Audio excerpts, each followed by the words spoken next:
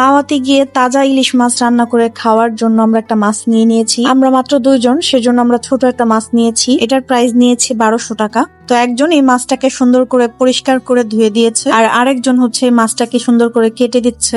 মাছটা কাটা হয়ে গেছে, এখন আমরা ভাজার জন্য এটা নিয়ে যাব। তো ঈদের সিজন চলছে, সেজন্য অনেক সিরিয়াল, আর আমরা সবার শেষে সিরিয়ালে পড়েছি। প্রায় 1 ঘন্টা অপেক্ষা করার পর আমাদের সিরিয়াল চলে এসেছে, আমাদের মাছটা ভাজা হচ্ছে। এরপর আমরা চলে গেলাম লেজ ভর্তা করানোর জন্য, আর এখানেও অনেক লম্বা সিরিয়াল ছিল। প্রায় 10 মিনিট অপেক্ষা করার পর আমাদের সিরিয়াল পেয়েছি। তো এই তো আমাদের ভর্তাটাও কমপ্লিট হয়ে গিয়েছে। এখানে কিন্তু আগে থেকে অনেক আইটেম রান্না করা থাকে, যারা লাইভ মাছ রান্না করে খায় না তারা এখান থেকেই খায়। আমরা অ্যাকচুয়ালি তাজা মাছের স্বাদটা পেতে চেয়েছিলাম, আর সেজন্যই আমরা লাইভ মাছের অপশনটা নিয়েছিলাম। তবে এত সিরিয়াল সেটা জানলে আমরা আর লাইভ মাছের অপশনটা নিতাম না। অবশেষে আমাদের সব রেডি হয়ে গিয়েছে, খেতে বসে গেছি আমরা।